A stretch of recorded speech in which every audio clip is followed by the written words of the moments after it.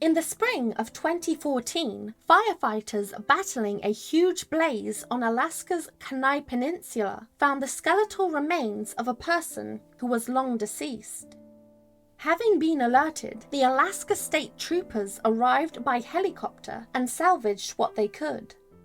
The bones were close to being ash, Lieutenant Kat Shuey said.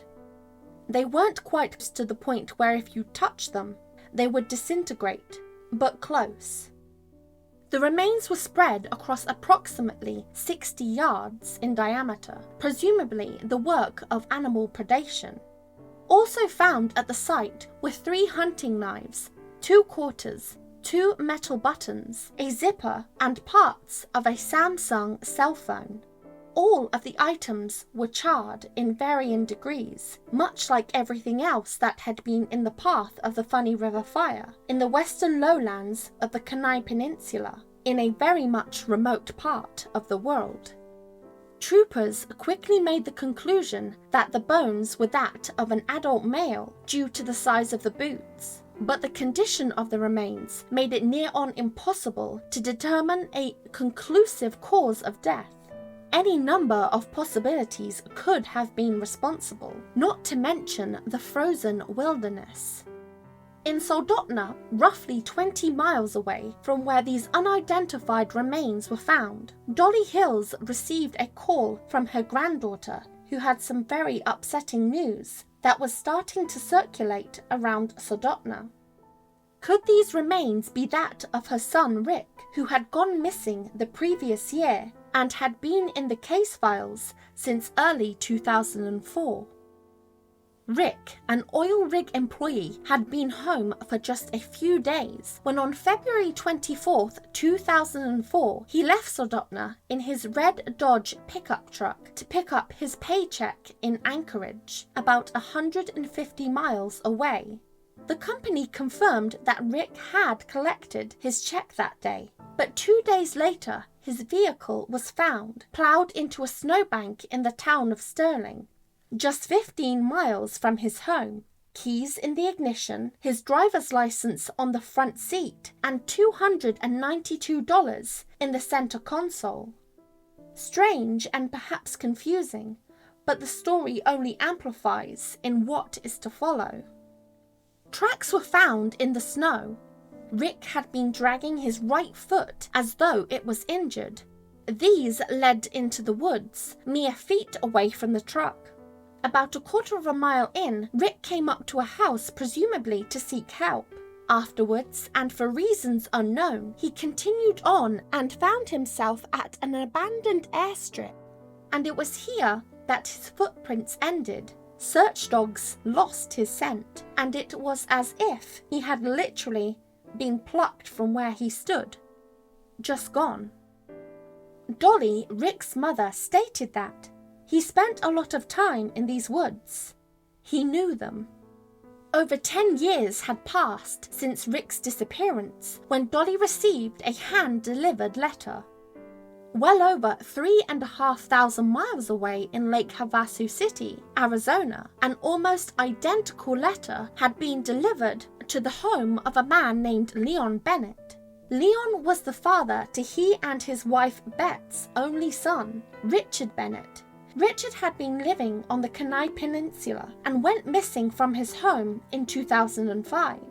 Described as soft-spoken and kind, but most comfortable in the wilderness, he had been taught to hunt and fish from early childhood. At the time of his disappearance, Richard was 39 and living alone in a trailer on the outskirts of Sterling, a short walk from the Kenai River and half a mile from where Rick Hill's red Dodge truck had been found the previous year.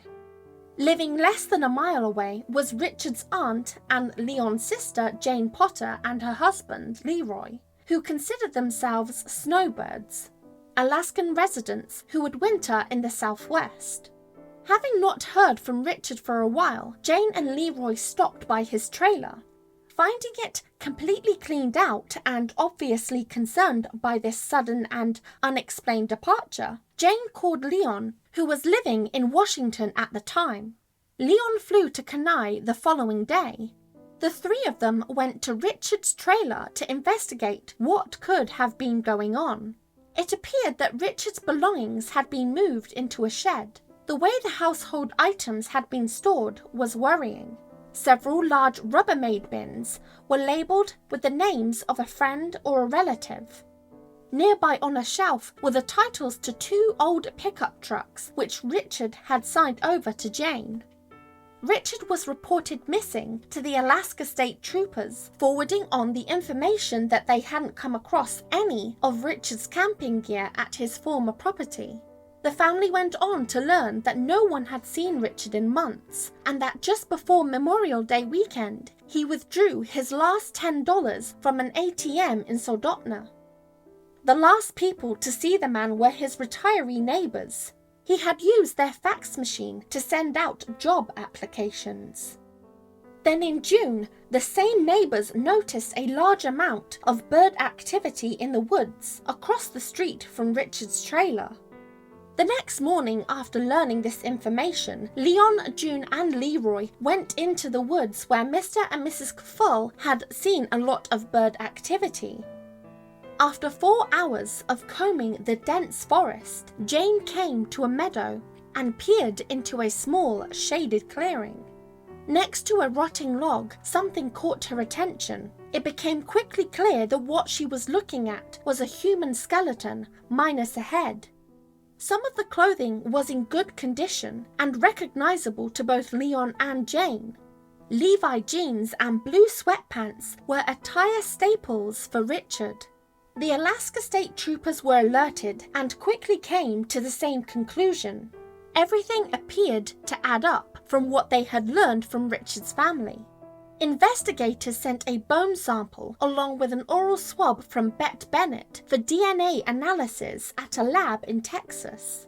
The lab warned the Bennetts that the result could take up to 18 months to complete.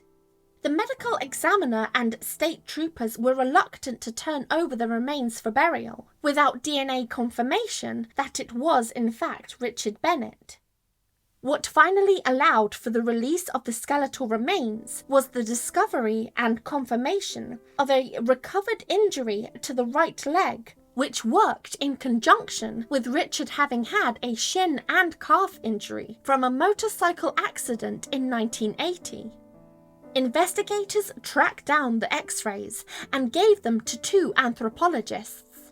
Their findings concluded that the X-rays and markings on the skeletal bones were consistent with Richard's medical history. The medical examiner's office released the remains and the Bennetts had them cremated, lovingly putting them to rest. For Leon, Bet and their family, this would allow them to begin the process of adapting to life without their son, brother and nephew.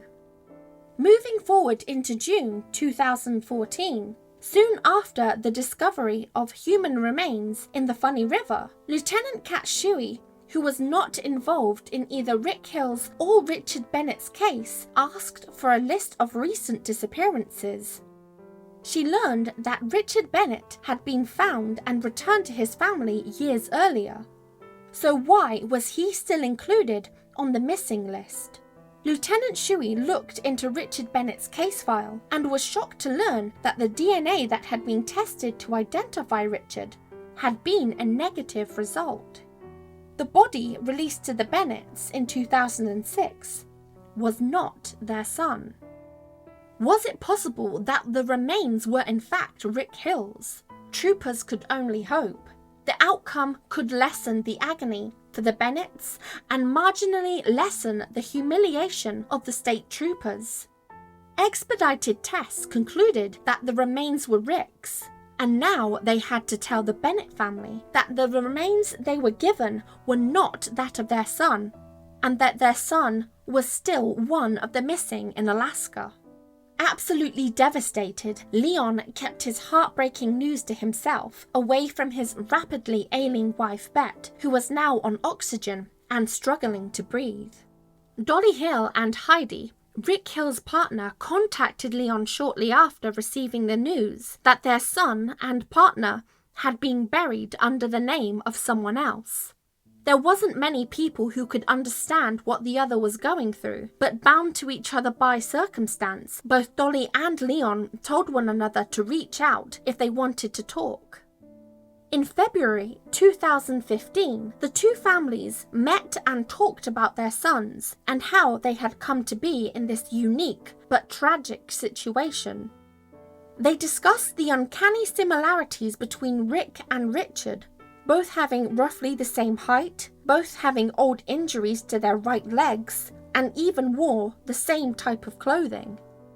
Rick Hill's skull has never been found, and Dolly, his mother, and partner Heidi fear they will never know the truth about what happened in the circumstances leading up to his death and the cause of. The bones from the Funny River fire were eventually identified to be that of James Allen Beaver. He had been missing since 2011. Richard Bennett, at the time and recording of this video, remains missing. Any information on Richard's whereabouts should be given to the Alaskan State Troopers at Soldotna, area code 907 26 24 453, reference code 0573 548. Special thanks to the article from which this story is taken from at theatlantic.com. You can find the link in the description box below.